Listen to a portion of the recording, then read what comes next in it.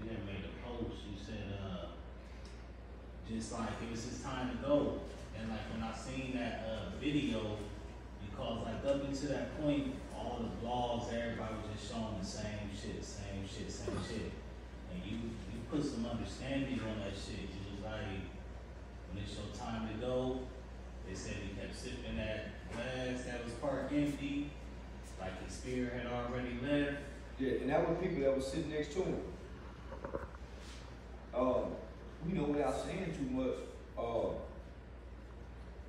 but the guy that was talking, he was called there, you know, to come gamble with them niggas.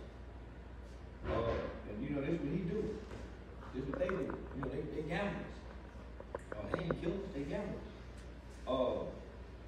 That man wasn't nowhere for the table. If you listen to it, he didn't know I was recording that conversation. He had no idea. Yeah, he had no idea I was recording. He had no incentive to call and tell me that.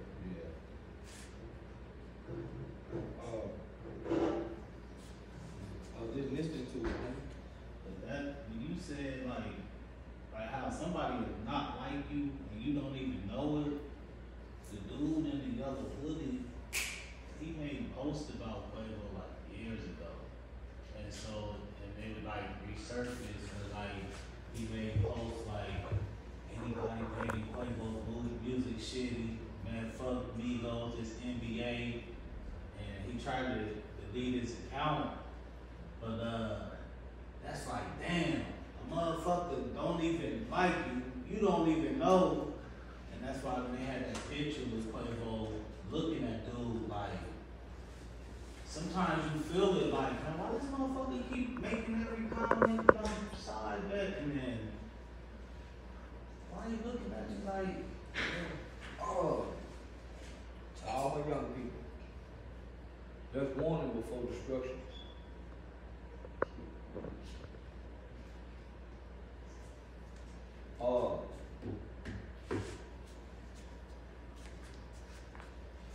Most people who know people who died, the people who was with them before they died, always say, man, it's like they knew they was gonna die. We ain't never died and we ain't never stood next to nobody who died. So it's hard for us to know unless people like these make a count. Well, it's easy to dismiss that. Oh man, it was just, well, he always quiet. He always to himself. Well, when he done had too much to drink, he do that. It's easy for humans to try to make sense of death, homie. We're not the author or the creator of death, so we'll never be able to make sense of it. But it's always a motherfucker trying to connect the dots and put a puzzle together when somebody dies. Homie, everything has to die. The ultimate reward of living, nigga, is your death. So, why is it always has to be a conspiracy behind death? Man, humans and man don't decide who dies. How many people have stepped on bombs and lost their legs and still live? This motherfucker done been shot in war, nigga, and their intestines hanging outside their body, and they still living.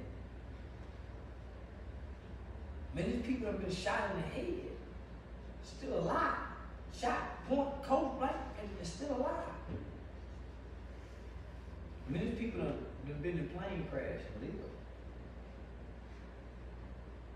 There's people that died and came back to life. They ain't been put in the ground and came back. But their heart won't stop beating, brain will stop sending signals. So I don't try to make sense of death. I try to make sense of everything up till the death. So when you make sense of his life, and you think about how he died, shit, I know just his time. Wasn't nothing nobody could do to stop him. He was there to die. He wasn't gambling. Nigga, he was there to complete the process. Whatever go get you there to complete the process, nigga, you gonna get there. You can't miss this appointment. Damn. Yeah. Yeah, I don't care who say, well, nah, I tried to stop him from going, but he wouldn't listen. It ain't nothing nobody can do to intervene, nigga, when it's time to make this appointment. So, who say that this is a bad thing? Well, at least we weren't supposed to get shot. Man, you don't get to pick the way you go. So you make sense of the life that the person lived, not the death. The birthday and the death date don't mean nothing.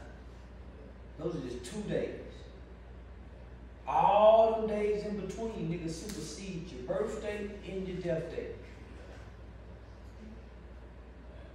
Nigga ain't celebrating that. He got shot in the club, goddamn, he got shot at the boat. You don't celebrate that day, nigga. When he dead, you don't celebrate his birthday. It says you celebrate the life of this person. And so, depending on that life, some people don't even want to talk about it, let alone celebrate it because it's too shameful. That's why they say you can't speak on the dead. You speak on the dead, man, that lived a great life. You speak on Dr. King, you speak on all the presidents, you speak on Malcolm, you speak on Martin, you speak on all these people who done good that's dead. But when the motherfuckers live bad, they off limits. You can't speak. Man, that man molested half their family. Why you can't talk about them? You see what I'm saying? Yeah. This motherfucker used to beat on women. This motherfucker bad. Why you can't talk about the dead when they done left this legacy, this life to be spoke on? So that's bullshit. You let the dead bury. The dead is dead. You let the dead bury the dead. But that life that motherfucker left, that life still living. That body dead. But those actions, they live forever. All the days in between supersede the birthday and the death day. Yeah. That lives forever. Your grandkids, your great-grandkids, your great nieces, the people you hurt, they done told somebody what you did, they go tell someone, your name come up here, some people got something to say about you, whether you hear or not. And whether you hear or not, your character is what defends you. Type of man you was, type of actions you left behind, that's your advocate.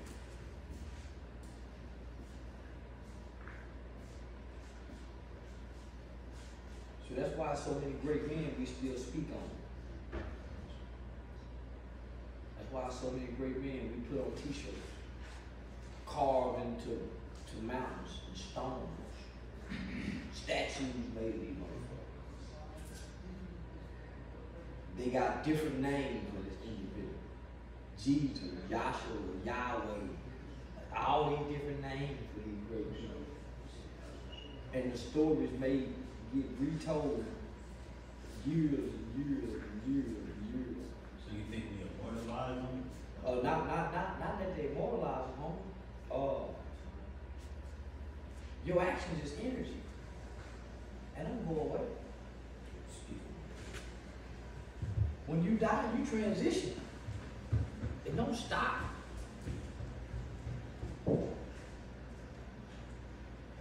You become immortalized in the hearts of whoever loves you or whoever hates you. Based on how you live.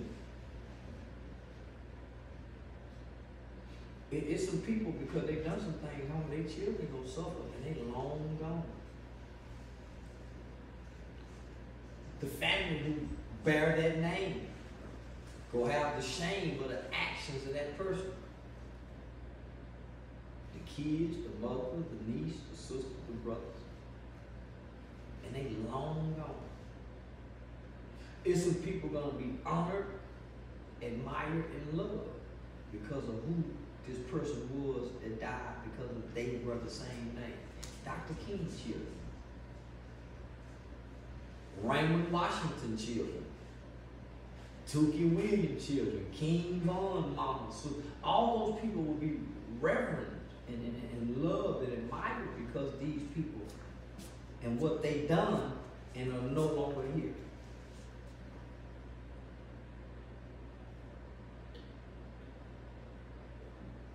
It's some things that some people done, homie, that they family will be forever.